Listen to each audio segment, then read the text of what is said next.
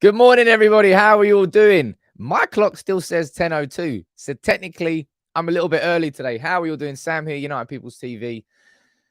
I've got over the cup final. Well, I've got a little bit of a niggle in my throat there, but I'll survive. I think I'll survive. We're here to talk about, look, a couple of days after the cup final, we're here talking about another game of football. Every 3 days, FA Cup tonight against West Ham. We'll run through the team news, everything Erik Ten Hag said about the cup final, everything Ten Hag said about the FA Cup tonight. We'll run through all of that. Going to bring you all the updates from Jamie Jackson from The Guardian, from Melissa Reddy from Sky Sports, Laurie Whitwell from The Athletic on the sale of Manchester United, on Sheikh Jassim Ben Hamad Al Thani and the Qatari bid, on the Ineos bid, on the Glazer family. The infighting inside that Glazer family, unreal. We'll run through my team news, my team selection and prediction for tonight's game against West Ham. It's going to be a good one. And I really want to, I'm going to start the show by speaking about Ten Hag, something I've seen. In fact, I forgot to upload this video. One sec. I had a video prepared to play in this stream. Let me see if I can quickly do that whilst I'm live and direct. Look at that multitasking. Who's here in the comments? Let's have a look. Good morning to everybody. Andy Ashton on Facebook. Good morning to you. SSMUFC on YouTube. We've got Carl. Good morning to you from New Zealand. We've got Miss Teacup. Look at that. Akash, Andy Franks, Ray Sam, Andrew Humphreys, Ines Fushi, Mika Webb, Imole. I will say this every single day. Like the mad generosity that keeps happening. There's so many green names down here. It makes me smile. It really does. To let you know, I've got an interview, hopefully today. Going to be looking to bring on a community manager that's really going to help take this forward. Because I'm so busy with all the videos that constantly go out. I need someone alongside me, a right-hand man. I need a Mitchell van der Gag. Maybe we're going to find that person today. But good morning to the best community in the world. I say it every day, but it's true every single day.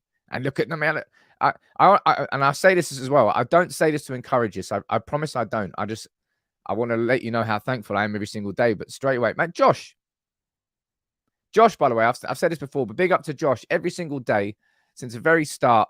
OG Josh has helped with the timestamps. So anybody who's joining in after the stream can go down there and read the timestamps that Josh does. So everyone say thanks very much to Josh. And Gungshi, the Don himself.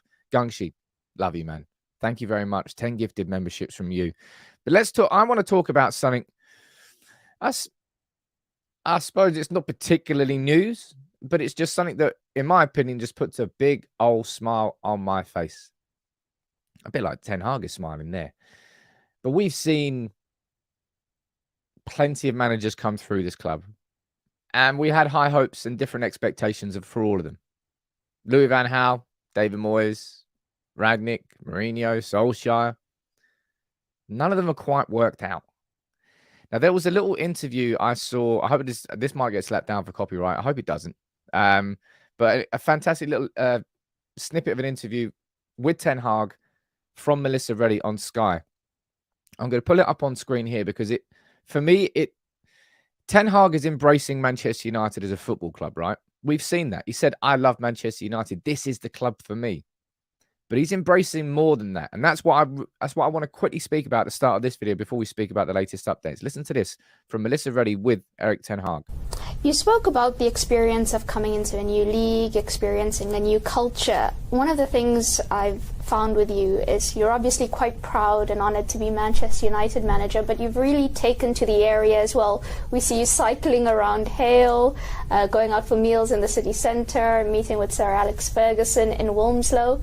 It's not just about the club, it's about embracing the community, the people, the area as well. Yeah, but that is my opinion of life. When you are coming in a different place, I think that is what you want in your life, to go into the adventure, to some new adventures. But you have to adapt to the situations, to the people with their standards and values. And that is first you have to learn them and to get knowledge of them. Go into the culture, go into the countryside, go into the city. For me, I think that's I can't put my finger on what the biggest difference is with Ten Hag. And I don't want to do this as a negative comparison, but it's a comparison that I remember. Now, I'm not saying that that Mourinho didn't embrace the city. I'm not saying that Mourinho didn't go out for dinner or didn't go out. No, did he ride a bike anywhere? No idea. But I remember that Mourinho stayed inside the Lowry for how long did he stay inside there for? Was it a year? Did he ever leave the Lowry? I think he might have just had the hotel suite in the Lowry the whole time. Whereas it feels like Erik Ten Hag, whether it's going out for a quick cycle, I think his wife is called Bianca, whether it's popping out to the city centre there with Mitchell van der Gag, it just feels like Erik Ten Hag has embraced every single element of the culture, whether it's Manchester United Football Club, whether it's Manchester as a city, whether it's the fans, whether it's the people. I think the reason I'm saying this is because I can see somebody who really, really is here for the long haul. He's making Manchester his own home, his new home. And I think he really enjoys the city. I just want to see what you're saying down there in the comments, but I've got, oh my God, man, look at that. Dean Wild, that is wild. Dean and Ricky coming in strong with 20 gifted memberships each. Thank you so much to both of you and to Claus as well. I mean, there are multiple Santas down here. There's multiple Santas every single day. I say this every day. I mean it every day. YouTube, there is no community like this. There really isn't. There really, really isn't. I refuse to believe it. All of you are helping me have these conversations. Man, if you could see all the things that I've got coming in these next, hopefully, I reckon 6 weeks. 6 weeks is what I'm aiming for. So many new things that's really going to elevate the memberships, more perks, more giveaways, hopefully a website, more merch as well as perks, members only video. There's going to be so much stuff. Big up to all of you. Casual Racer down there. Man, I love you all. I love you all down there. It's absolutely fantastic. And I love this bloke. I really, really do. And as I said, this isn't a slight against Jose Mourinho, right? It's just I see a different connection between Ten Hag and what he wants to achieve. And the connection he's got with the city, with the club, in such a short space of time, it's making Manchester United genuinely a football club again. I just love to see it. I absolutely love to see it. I saw this as well yesterday. I absolutely called this dude out, Jack Pitbrook, who I think is Spurs's. I think he covers Spurs for The Athletic. I think so anyway. I called him out for this. The pivot from Pochettino to Ten Hag at the end of last season will look like one of the great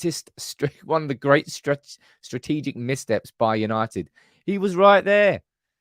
Do you want to speak about strategic missteps? How about bringing Ten Hag in for an interview as Spurs manager and deciding he hasn't got enough charisma and then going to, who was it?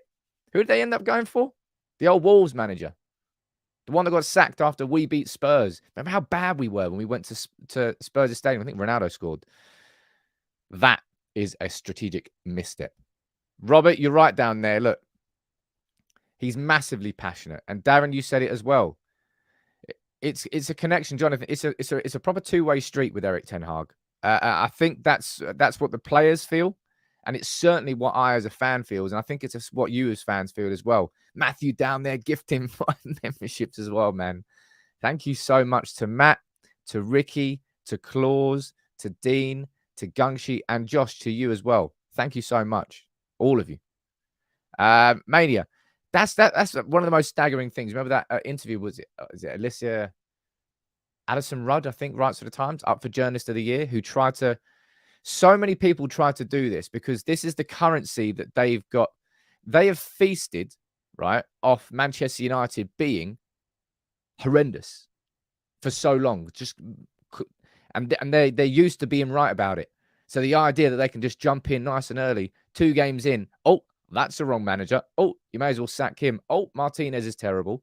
Huge, big, grand statements very early on. And I'm going to call every single one of them out and continue to do so. Because I've now got the energy to defend my team, to defend my manager. And big up to Erik Ten Hag. But let's move on to, let's be honest, love you, Erik. But the more important conversation about the takeover of Manchester United. This is really what's going to shape our future. Erik Ten Hag is the man on the pitch who really will take us forward. but he needs the backing of a club that actually wants to head in the right direction with him, with owners that want to head in the right direction with him. Now, I gave you the latest update on all of that yesterday.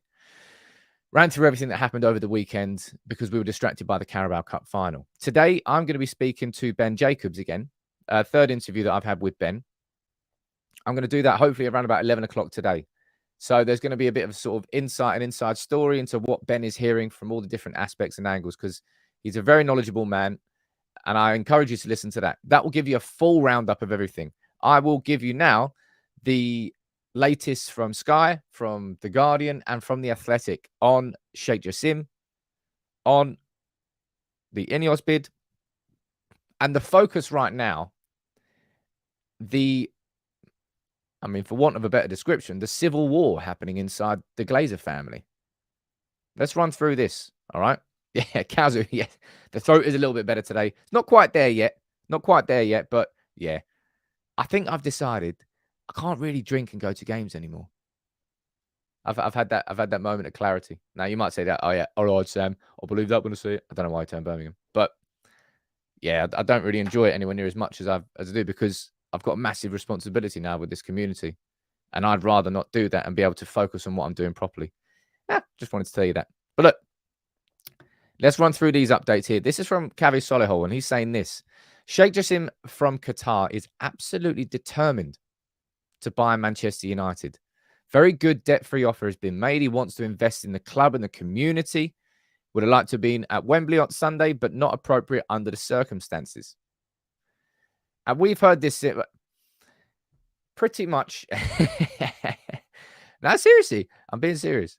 Look, I've loved. I want to go back to that. I've loved following United. I really, really have, and I love following United. But there is that. Yeah, it's a little bit different for me now, and I don't mean that in a horrible way. I've gained something, so for me to be able to maximize it and to maximize it for all of you, just got to park that a little bit. It's fine. I'm happy with it. Let's see if I can actually stick to that.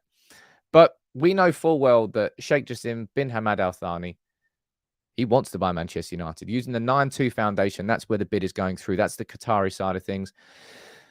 We're expecting the Rain Group to give feedback to both of them, both the Qatari and the Ineos bid this week. That's what we're waiting for. That's the next stage.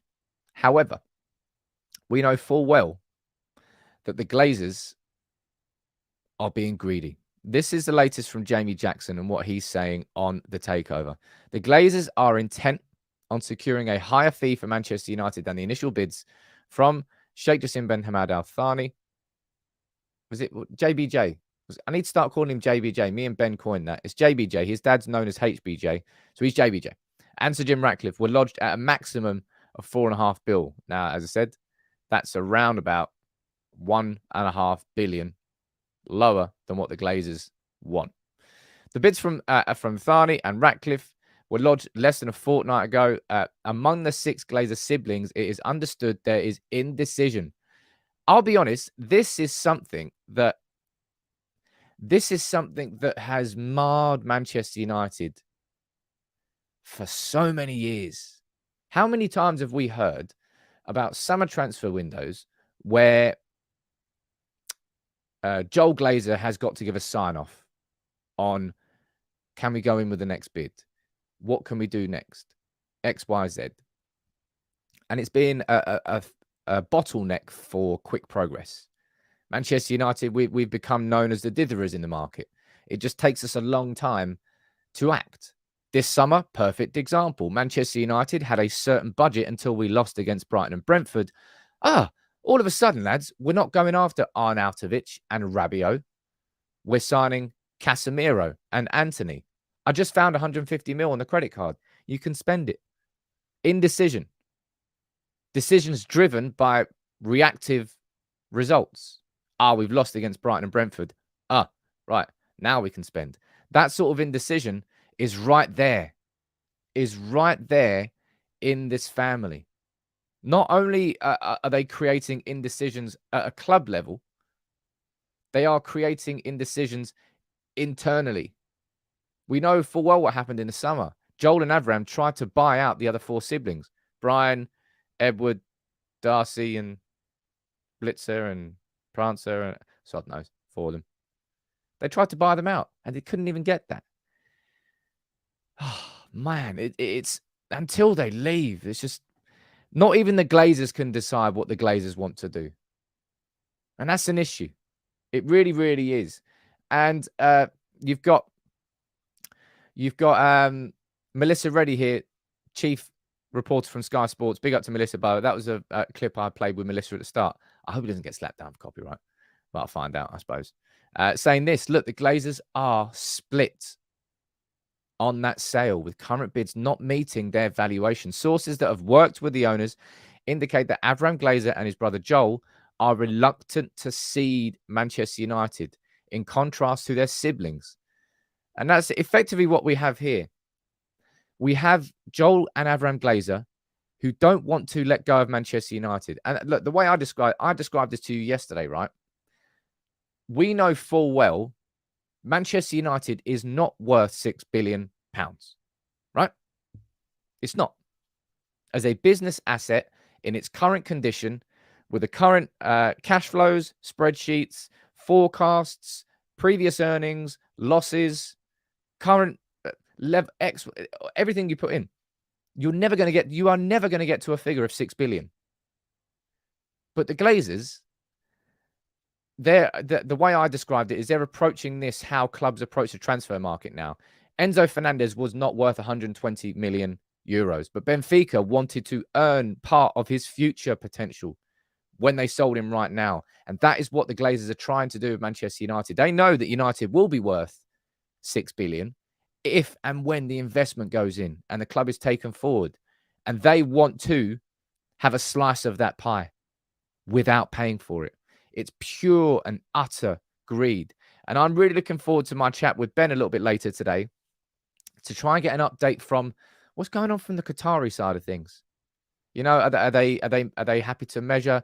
One thing I would say, actually, that amidst all of this, because I put this out. There's an incredible super chat there from Sud here. I haven't missed that, sir. I will go back and read that. But man, thank you so much. I put this comment out here yesterday, right? I said, hypothetical situation. If they wanted to, could the Glazers just try and find that investment of, say, 1.5, 2 billion and leverage that debt against the club in the same way they did with the purchase of Manchester United? I probably need to get a little bit more financial advice and insight into this. But the main premise I can take away from this is that loan, you'd struggle to find a bank that would underwrite that loan. Because if you're looking at the value of Manchester United, realistically, somewhere in the region of 3 to 4.5 billion is probably a fair estimation according to what the books are. So the idea that they could get a loan of the size of 1.5 to 2 billion on top of the fact that we already are around about $1 billion in debt, it would be a very risky loan for any bank to give to them. So that option may well not exist. So what are the options? I still think selling the club is the most likely outcome of all of this. However, the Glazers are just holding out for as much as possible. They're just being greedy. Even at this point, and I said this to you, and it makes you sick when you say it every time. They're going to make, so they've put in roughly $200 million ish of their own money. And it wasn't even their money; it was Malcolm's money. And then we're talking here about a 4 to 5 billion sale. And bear in mind how much they're going to make so much profit anyway. But even if they want that, they want more profit. It's unreal. They are so greedy.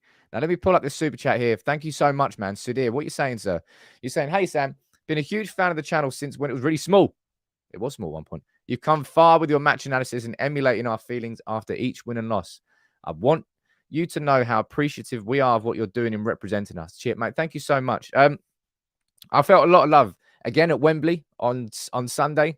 It's something I pride myself on. I want to be able to go to games and be recognized by people and there be no animosity. Who's that YouTuber? He's not representing us properly. Screw you. I don't want to be that guy. That's why I always try to make sure the content I do represents the club properly. And I like to think I do that. And the fact that there were so many people that came up to me, young, old. Big up to you, Freddie. Got that photo with Matt from the podcast. That's Matt's son. Yeah, man, I feel the love from everywhere, and it's awesome. It really, really is. And I think it's testament to the fact that sometimes it might take you longer to get to where you want to be in life, but if you do it the right way on the way up there, by the time you get there, it is a much better position to be in because you haven't lost your integrity on the way up there. That's my opinion on doing things. It takes a lot more work. It's a lot harder, but when you do it, it makes much more sense. And it's always been a problem with fan channels. I don't think they've ever really truly represented their clubs properly. Arsenal Fan TV are the kings of it. The reason people watched Arsenal Fan TV was to point and laugh at Arsenal. That didn't help Arsenal as a football club. Helped other people laughing at them. And that's what fan channels used to be. But I tell you, it's changed. I think it changed a lot during COVID, actually, because when you couldn't go to the games, it wasn't about fan interviews. It wasn't about taking advantage of those fans in those heightened emotions. It was about trying to do actual genuine content. And yeah, I think that's come to the top now. Even though the people are going back to games. Or that's what it is, man. Whether you call it a niche, this shouldn't be a niche. This should be the majority. This should be where all fan channels are. I think eventually, that will happen. Now, I want to quickly speak about an interesting little update from The Athletic on Sheikh Jassim as well, because of this. Apparently, Sheikh Jassim bin Hamad Al Thani was he wasn't involved in the Red Knights. Basically, in 2010, it was I think it was Jim O'Neill pulled together a lot of people. I can't remember how many millionaires he got involved. Anyway, the concept was to buy the Glazers out. Unfortunately, it wasn't able to get to the point where we had enough money and they could organize the Red Knights to then organize the takeover and the purchase of Manchester United. But apparently, Sheikh Jassim bin Hamad Al Thani was part of these conversations. That was back in 2010. Now, I don't know whether that's just going to be a bit of PR to push the Qatari bid, but hey, man, I think I've made it kind of clear to you before, right? My initial stance on any sort of state takeover was one of huge trepidation. My immediate thought was that the idea of Jim Ratcliffe, of Ineos, of a boyhood United fan coming in and bring it made it for me, it was the I called it the Disney situation. Now that everything is developing and is still developing, we don't know the ins and outs of it completely yet. But I don't like the idea of Ineos effectively shouldering the debt burden. Instead of getting rid of it, Ineos are going to absorb it. The debt would therefore still be associated. I like the idea of a debt-free bid. And I've always tried to say that I'm going to be fair and just in how I look at both of these. I've done deep dives into Jim Ratcliffe's ownership of Nice and the problems with that. I haven't yet been able to get the time to do the interviews I want to do around the issues with the Qatari bid and the conversations we have to have around human rights and the human rights issues. And I will do. And trust me, that is still coming. But I can definitely see pros and cons to both bids. But as Cave Solihull said over here, they are determined to buy Manchester United. However, we know that the Glazers are trying to inflate the price. Absolutely inflate the price, even though it's not worth that. The good thing is that I still don't feel, as much as the fear strikes me, I still don't feel that there really is an alternative for the Glazers at this point, other than a full sale. You could look at the minority investment from Elliott Group, and that's my only big concern. Is all these hedge funds coming in and saying, "Oh yeah, we'll pay for it. We'll give you. We'll take X amount of ownership and give you X percentage." Don't like that. That's my only fear. But I don't think they're going to be able to find the money to buy out their siblings. Otherwise, they would have found it by now. I really, really don't. I'm genuinely, I'm definitely scared of it. I think Avram Glazer being at the game on Sunday, I don't think we look into that too much, but there would have been a specific reason why he went there. He would have been advised by so many people to do this for this reason, and that is the only reason he showed his ugly face. I'm going to go down and read a few of your comments down here, right? Adam, you're saying state takeover is a worry to a proper fan, but the size of United in the modern game, I think it's a necessary thing that has to happen. I've said this before, Adam. Now, I don't like using the words proper fan, and then you get into all the crappy conversations on like, oh, top Reds and proper fan. Like, sod that. Everyone's a United fan. But I personally have always said I'd be more concerned if you just looked at a Qatari bid and you had no problems whatsoever. Just like I'd be concerned if you looked at an Ineos and Sir Jim Ratcliffe bid and you had no problems whatsoever. Imagine I just buried my head in the sand and just said, I'm going to ignore the fact that the debt would still be associated with United. Doesn't matter. Jim Ratcliffe was a boyhood fan. That would be ignorant of some facts. You've got to try and absorb everything in the same way that if you were to look at a bid from Qatar and you say, oh, they're going to be debt free. Okay, well, let's just ignore everything else. You can't do that. You can't bury your head in the sand and ignore like selective ignorance, if you want to call it that. I'm going to look at these facts, but I'm going to ignore all of these facts. You have to take everything into account. Alex, you're saying, are all the hedge funds saying they'll finance? I mean, no one's going to do that.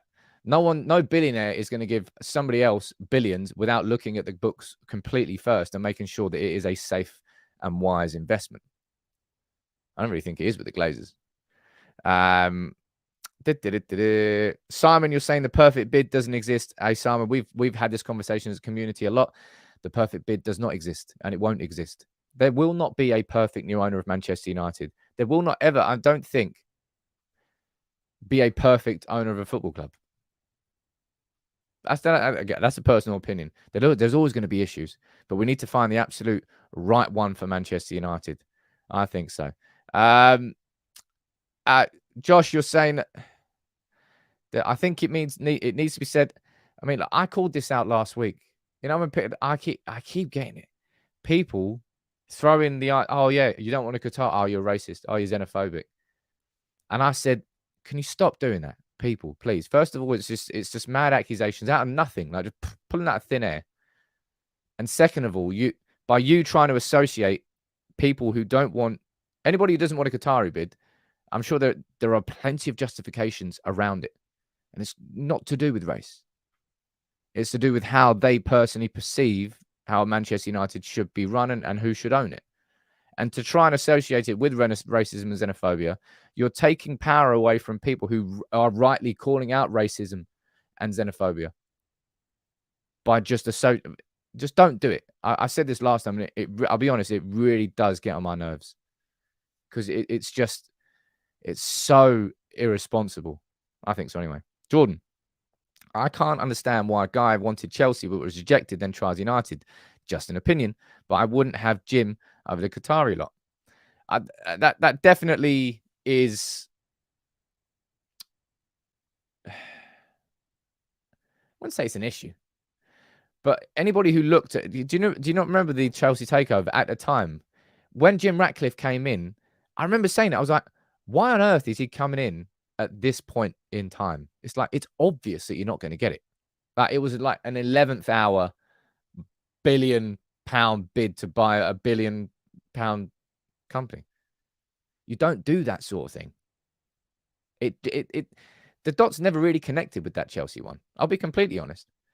My damned United, you're saying that debt association is in your mind, Sam. It's not a financial reality. It's an excuse to back Qatar. It's not at all. How is that in my mind? Ineos would get an £800 million loan. They would pay off Manchester United's debt. The debt is cleared from the books. Where does that money go?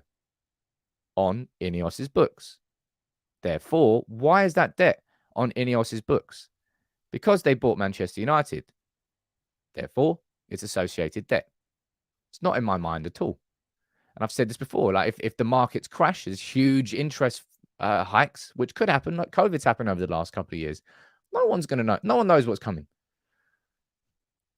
I've said my piece on that before. It's not in my mind. I know it's not in my mind. I mean, it is in my mind, but I'm not making it up. Martin, I think Dubai will come in for United this month, and I think it's one of the private bit. I was surprised about the lack of a Dubai bid. I was also very surprised about the lack of a Saudi bid. I said that. I think the Glazers have been surprised at the lack of bids. We've only got one from Ineos and Sir Jim Ratcliffe and one from JBJ and the Qatari bid. We all expected more. I think the Glazers expected more as well. Robbie, this is a good conversation here. I like this as a community. I'm going to bring a few more of your comments up here before we skip on to talking about the game tonight. Some really good comments from Ten Hag. We'll run through my starting 11 for the West Ham game. So if you would, take 1 second out now, please. If you are new, make sure you subscribe and please drop a like on the video. It does really help.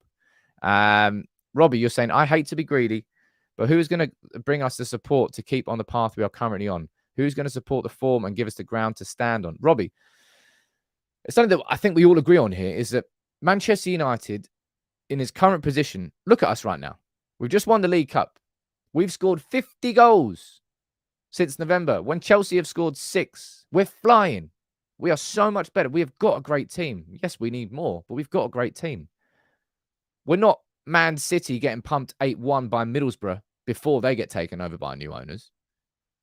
The reason the scale of this Manchester United takeover is so big is because the Glazers have neglected Old Trafford, have neglected Carrington, and we need between £1 and £2 billion worth of investment to get our infrastructure back up to where it should be, best in the world. That's what it was before the Glazers came in.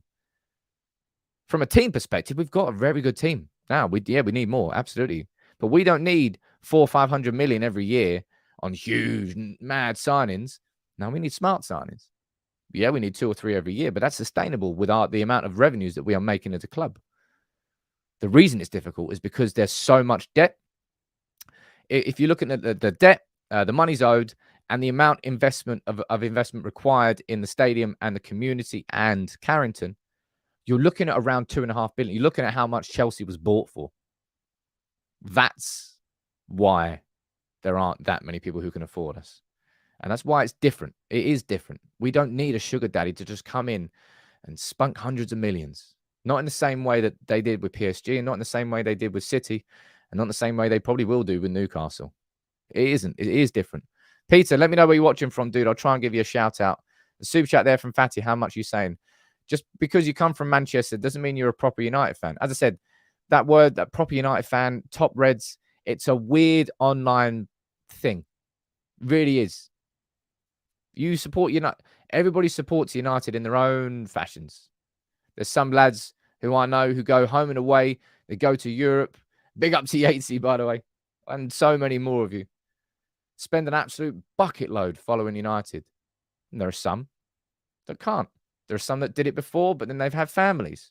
And now they can't. It doesn't make them any less of a fan. It just means that at that point in their life, the way they support United might be a little bit different to how they supported United a few years ago. Ladies and gents, it's called getting old. It's called having a family. It's just what happens. Doesn't mean anybody's more of a, this whole top red thing. It's such a playground conversation and debate. I've got no time for it whatsoever. Chris is saying, thank you for the content, man. Keep it up. Thank you very much, dude. Thank you to this whole community, man. I say it every day. I really, really do. But I do mean it. And thank you to Erik Ten Hag. Let's speak about Ten Hag himself. Just the way he speaks, man. The way he carries himself. This quote here. This quote here. On winning the Carabao Cup, he goes, it's a trophy. It's not the end of the season. When I see the fight in the dressing room, it is not like we are satisfied with this. He loves doing that. He loves talking about that. It's not. You're not satisfied with it. Satisfaction leads to laziness. It's probably one of Ten Hag's most iconic quotes of this season because he keeps repeating it. It's obviously one of his the cornerstones of his own personal philosophy and the way he approaches work. And if he approaches work and he's like, if I was to get satisfied, I'd be lazy. So I know full well that these players would do the exact same thing. The Carabao Cup isn't going to be the Carabao Cup is never going to be where Manchester United's season is hinged on. It's not going to be a successful season because we've won the League Cup. It's not going to be an unsuccessful season because we haven't won the League Cup. I said that winning the League Cup was probably going to be the crescendo for this season. And I hope I'm wrong, because we may well go on to win the Europa League. We're in the FA Cup. I told you, we're 4 wins away from winning the FA Cup. But getting that first trophy was so important. Such a significant moment for this team. That's why I said it's probably going to be, in the grand scheme of things, when we look back at this season, I think that we're going to be looking at that League Cup as the most important point of the season. But it doesn't mean it's the end point. I think that's what Erik Ten Hag is getting across. Matt, you're right there. It's a stepping stone for the right direction. It's exactly what it is. Chris, you're saying I'm Dutch. Been following the Dutch League for 10 years. It's beautiful to see how Ten Hag is bringing back that work ethic into Old Trafford. Man, he's just, what a manager, man. What a manager. All of them. Mitchell van der Gag, Benny McCarthy, Steve McLaren over there. I tell you what, I need to get Josh back on the podcast. I interviewed his son, Josh, early this season. We had a really cracking chat. And that was after the sort of the excitement of the preseason. I'd love to speak to Josh again now and see how Steve's getting on, see what the feeling's like, see what's developed and what's changed. I'm going to do that. But yeah, this is what Erik Ten Hag said, which is so spot on, man. We want to do better, and that is quite clear. The League Cup's inspiring, yeah. It's not the end. It's definitely not. And it isn't the end. And what we got coming up, we've got the FA Cup tonight. I've told you, we're 4 wins away. We are 4 wins away from winning the FA Cup. Arsenal were already knocked out by City. I don't know who else is left in it. I know City are left in it. I think Liverpool left in it. There's going to be some tough games. But Ten Hag, what Ten Hag is really good at, like I think I've said this to you before here on the channel, right? Let me pull this one up. If you've ever managed people, managing people is difficult. Whether it's you're managing 1 person, 5 people, or 100 people, it's very difficult. The wider the scale is, the more difficult it is, because you have so many different personalities and lives affecting all these decisions. What Ten Hag is very, very good at is goals. I think Ten Hag will focus on the next game. Like, for example, here, let me pull up this quote. Is that the quote there? No, it's not that one there. Where is it? There you go. Look, this is exactly what I mean when I say about goals. Ten Hag was asked about the concept of winning 4 trophies. That's for fans. We have to focus on the next game, and that is the only thing we are doing. We are talking for 10 minutes, and I didn't hear the words West Ham United. And that's exactly what I mean here. Oh, wrong button there. What have I pressed? Full screen. Whoops. Anyway, didn't mean to press that. Ten Hag is brilliant at setting these goals. Like, if Ten Hag had come into the club and set the idea, we're going to win a domestic treble, or we're going to win a treble this season. We're going to win the FA Cup, the League Cup, and the Europa League. After last season, the players would have gone, huh? Okay, yeah. I love the enthusiasm, Erik, but I mean, have you not seen where we are? We're a little bit crap. So that wouldn't have been his conversation at that point. He sets the achievable goals of, we're playing West Ham here. We're playing Liverpool on Sunday. Small targets every week. If you achieve it, smash. Target achieved. Move on to the next one. He won't lose the overall vision of going, you know what? We can win these cups. But if he was to focus on that, these players, it's hard to always make a better. The way me personally, something I live by is make yourself a better version today than you were yesterday. That can be a tiny thing. Clean your kitchen. Nice. There you go. That's better than it was yesterday. Upgrade. Go to the gym. Cool. I'm slightly fitter than I was yesterday. Upgrade. And if you do that 30 times in a row, and then you compare yourself to where you were a month before, you go, wow, I've really developed a lot in everything. And that's what Ten Hag does constantly with this team. And that's what makes him such a good manager, in my opinion. It's about micro and macro management. On a smaller scale, getting everything done, these smaller goals. And on this macro scale, getting United back to the top, winning the Premier League. Ten Hag can do both of those at the same time. And that is what makes him a good manager. That was a bit of a random couple of minutes of conversation, wasn't it? Something I feel quite strongly about, though, because it's something it's how I approach day-to-day life. Fatty, I think you sent a super chat there. No, Dave, sorry. He's saying, everyone keeps harping on about Haaland being the signing of the season. To me, Ten Hag is the signing of the season. He's definitely on for manager of the season. That is absolutely for sure. Liverpool were out. Forgot they'd lose to Brighton. Yeah, they did actually, didn't they? Let me see down there. Ray, you're saying Erik Ten Hag is correct. You can rest on your success, mate. I love Erik Ten Hag. I really, really do. Noctum, you're saying Sam, long time because of the great work. Thank you very much, dude. Thank you so much. Oh, wow. If I want to go over here as well, I think I might have missed some gifted memberships from just, as I say, every day, the best community in the world. Let me read these out. Ray, thank you so much, dude. You've gifted 5. And so have you, Fatty Man. Both of you. Both of you have been absolute dons. Thank you so much. Sam, what's Fletcher doing in the photo? Where is he? What do you mean, what's Fletcher doing in the photo? Fletcher is part of this coaching squad. Remember when it came to Fletcher's role last season, he was a technical director being involved in transfers. He was an assistant coach under Ralph Rangnick, and he was also a coach on the training ground as well. No one really knew what Darren Fletcher's role was. I think he's got a lot more clarity now. I believe Darren Fletcher's position inside this coaching squad, I think he works between the academy and the first team. I think he helps bridge that gap. Because, of course, Fletcher has a lot of experience in that. I believe so anyway. I'm not making that up, but I think that's right. What am I going to speak about next? Oh, yeah, look, right. How incredible is this stat? Blows my mind. It really, really does. Since the 6th of November, Manchester United have scored 50 goals. Now, given we've probably played more games, all right? I don't have the games down here, but that's irrelevant. Maybe, okay, look, it's not irrelevant, but still, Man United have scored a heck of a lot of goals. 14 more than City. And look at Chelsea down there. 6. Chelsea have scored 6 goals. Is that right? That can't be right. I think it is right, though. And this is the big thing here. This is what makes it all the more impressive. And that leads on to my conversation we're about to have about Anthony Martial.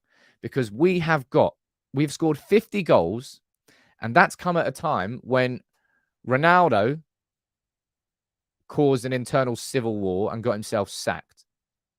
When Martial has missed, I believe, 26 out of 40 games this season.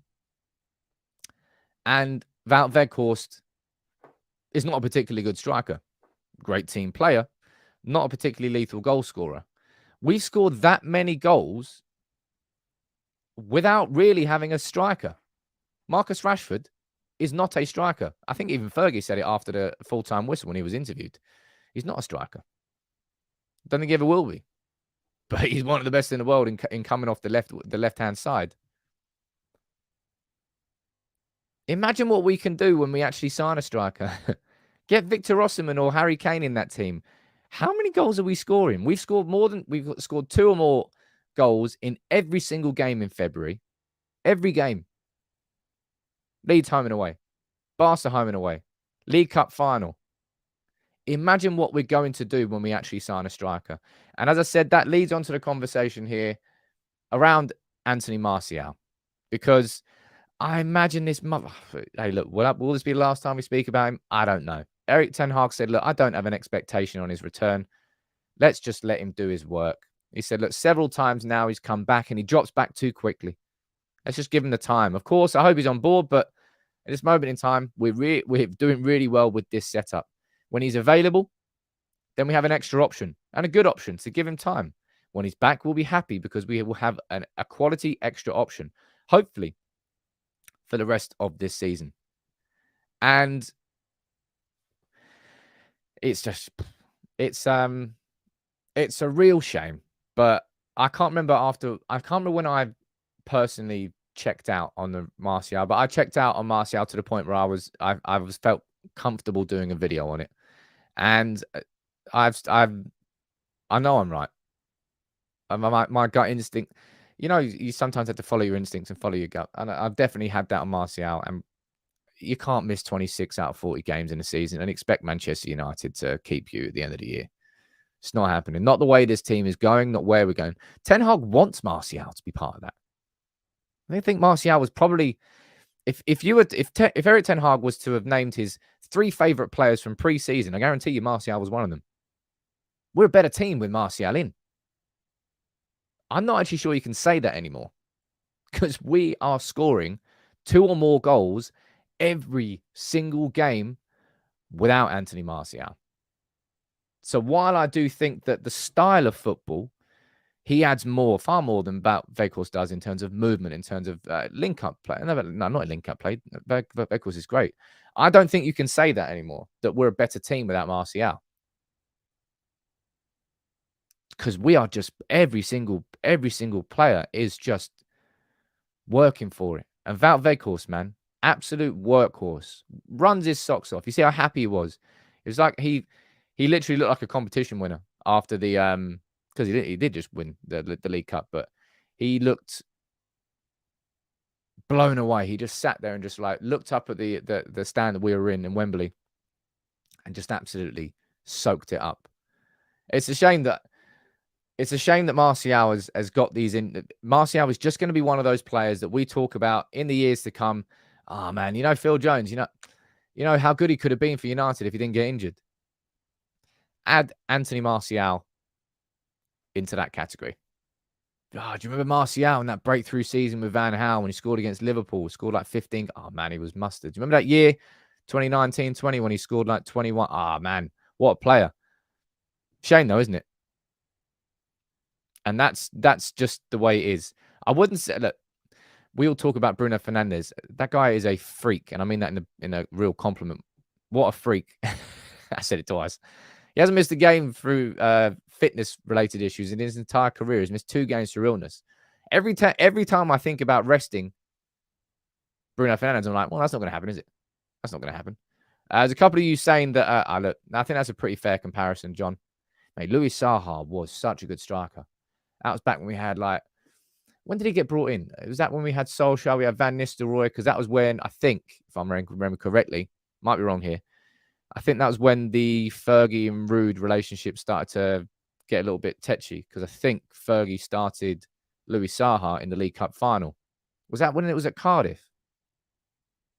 10 points to me if I got that right. I think it was. And then Rude was absolutely fuming the fact that Fergie didn't play him in the cup final. And I think that was the beginning of that relationship there. Yeah, look, Rude, Rooney, Berbatov. We were spoiled for strikers. We have been spoiled for strikers. And it's going to be good when we sign a good one in the summer. But yeah, 50 goals since November. And we haven't even really had a fit centre forward.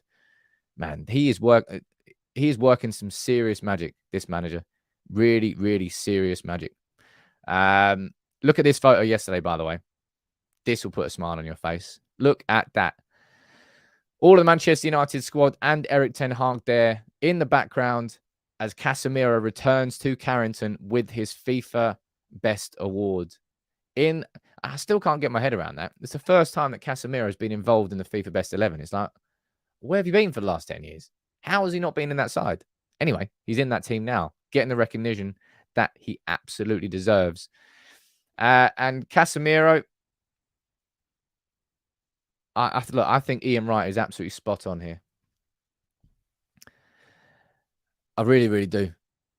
Yeah, Alex, you said shout out to Mary Earps too. I've shared her fantastic acceptance speech that she gave. She was speaking at, I think you know full well here on United People's TV that I've spoken about mental health quite a few times before, and I will speak about it in the future too, and the importance of it. And she was saying, look, I'm sort of proof that even if you're in a dark place, there is light at the end of the tunnel. You know, you can pick yourself up off the floor. You get small steps to big steps. And it is a really nice acceptance speech for Mary. Obviously, it meant a lot to her. But, mate, Casemiro, not only is he, I think the reason he's the best signing of the season is, and trust me, this hurts me a little bit to say because I'm cheating on Martinez saying this. Sorry, Martinez. Still love you. But Casemiro has just made United players remember how good it is winning. How much more enjoyable being a footballer is when you're winning. And when you're winning silverware. And when all of a sudden you're adored by fans. It's a much better way of living. Much more enjoyable way of living. You're going to enjoy going to training. You're going to enjoy go into the games. You're going to enjoy playing for Manchester United. And I told you that. These players look like they're having fun again. And football ultimately should be fun. Obviously, a little bit different when it's your job and you're getting paid X amount per week to do it on a professional level. But there's a good comment there from Ronald. Let me pull this one up. He did say he will fix this. He did. He saw it after the Brighton and Brentford games. He's like, I've got it, lads. I've got it. And I did a separate video on this early this week because I think in Erik Ten Hag, right, we have got, wrong thing. In Erik Ten Hag, we've got the manager. And in this man here, we've got the general on the pitch. Steady Eddie, eh? I can't wait to call out. This is what I meant. Dumb pundits making grand statements, trying to be right, trying to be first. And when you're not first, prepare for people to call you out. Like Jamie Carragher, fair enough. It took him long enough.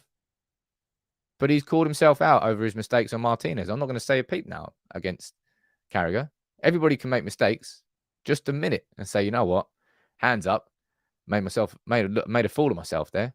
He's done that. Can't be bothered. Carragher's done. Souness, though. I'm ready for the second scrap. Royal Rumble. I'm ready to go. Hey, look, we've got a couple of minutes left of the show here. I feel like we've been waffling. I say we've been waffling. I'm the only one that's talking. I feel like I've been waffling a little bit, but I've enjoyed it. It's been a community conversation, proper community conversation today. But let's focus here about the game tonight. What's your predictions? Get them in the comments below. I should have put a poll up here today. I completely forgot. But Man United playing West Ham, right? West Ham are, if I remember correctly, I think they're 3 points off the bottom of the Premier League. They are a club. They've had their time. You know, when Moyes got them to finish, they finished like 5th or something one season. They're not that West Ham team anymore. This is a United team which absolutely are flying. But I've always said that Erik Ten Hag, when it comes to rotation, right, he prefers to put out a stronger team to get to that period in the game where you're at 60 minutes, game, set, and match. Cool, take your best players off, sweet. It feels like after that cup final win, I think Erik Ten Hag might be a bit more enthused about the commitment of his second string. This is just a guess in my head, and it might be completely wrong. But as you can see from my predicted 11, I made a lot of changes. I took out both Varane and Martinez, and I put Maguire and Lindelof in. I think that will happen. I think that will definitely happen. I've given Luke Shaw a rest by bringing Malacia in at left back. Wan-Bissaka, he's starting because he was so incredible in that second half against Newcastle. Now, the one thing I'm actually, if I'm being completely honest, I'm going to change my 11 from the video I did yesterday because I'm in an R-in about whether or not Casemiro will start. But I actually think that there is a team that Ten Hag would be comfortable with. A midfield trio of Casemiro, Bruno, and Sabitzer. That would be a team that he can rely on. I think now that I probably think about it, the idea there of McTominay playing also with Lindelof and Maguire, that's just going to be too slow in there. You're going to need Casemiro to make sure this team still ticks. I'd be pretty confident about that team. I've gone for a trio up front of Garnacho, Sancho, and Weghorst. I mean, that would be Martial feels fit. That could be Rashford. Erik Ten Hag has said he is fit. That's what I would put down as my team. And there are big changes there, right? But also, you've got Bruno, who basically is our captain now. I'll be very surprised if at the end of this season, Bruno's not given that captaincy on a permanent basis. Casemiro to make sure that defense plays with a bit of tempo, because that's been a bit of a problem with Maguire and Lindelof. As soon as they're in there, the game slows down. But we need to keep that pace up. So I think that Casemiro goes in there. What's your predictions, though? I'm going to see whether you think... Hey, Kelvin, look, while I completely agree with you, I mean, he doesn't ever need a rest. Bruno's not like us. He really isn't, obviously. Bruno just somehow can play every game, and I don't know how. I need to eat what he eats, and whatever his diet is, my God. Rob, you're saying don't get too excited about tonight. Leeds were struggling, and no manager in the first game. They made us work very hard to get past them. Tonight shouldn't be a game that we have to get excited about. It shouldn't be a game these players get excited. I mean, look, ultimately playing for United every week, you should be excited. But we've got Liverpool on Sunday. We've just had a cup final. This game here, it's about navigating it. get through this, get past this, and then we can focus on Liverpool. And once that Liverpool game is out the way, we can all go, because we've got through, navigated a mad period of games. 6 wins and 2 draws in February. We've now got West Ham here tonight at Old Trafford. We should be winning this. Let me see what your predictions are down in the comments. Ben, you're going for a 3-0 win. Judy, look, it really is a binary. I have no idea. I have no idea, Gungshi. What if you cut him open? I'm sure that there will be like a T1000 skeleton inside there. I don't know how Bruno plays the way that Bruno plays every 3 days. It doesn't make physical sense. How is there no fatigue there? I don't get it. Stephen, you're going for a 3-1 win. That's my prediction. Bauer, you're going for a 2-0. Dan, you're saying you start Martinez along. That could happen. But I also think Ten Hag showed with giving Maguire the ability to lift the cup with Bruno. I think he's really thinking about this squad. And I think this is an opportunity to play Maguire and Lindelof. I think he probably would. That's what I think anyway. 1-4-0 at the weekend, though. Yeah, there was that West Ham. 2-0, you're saying 3-0, 2-0, 3-1, 2-1, 2-1, 2-0, 3-0, 1-0, 2-1, 2-0. Everyone is feeling confident.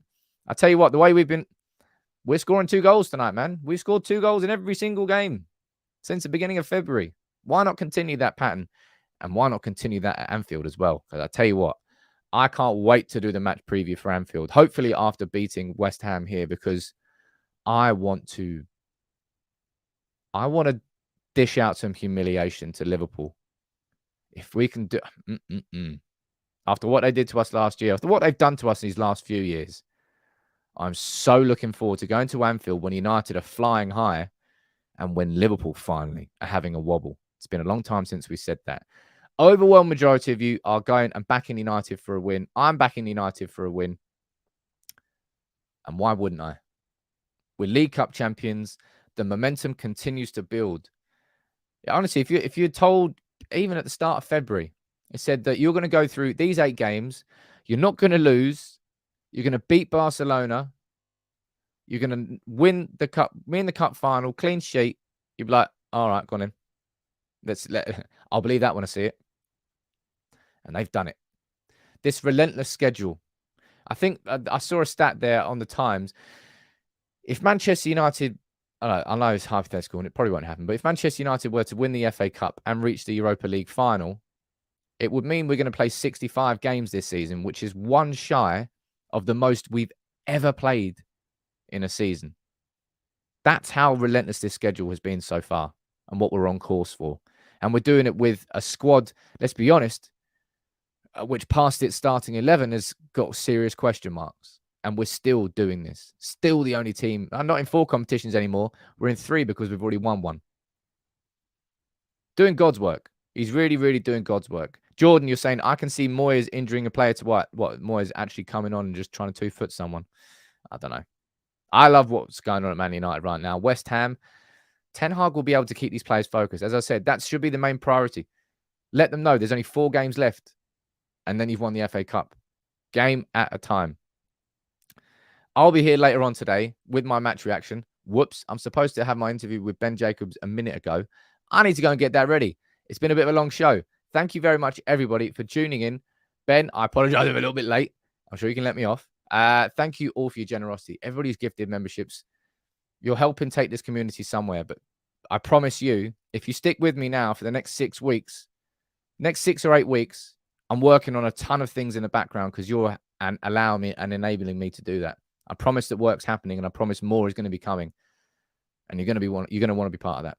Big up to everyone. I'll see you after the game tonight, hopefully after a 3-1 win.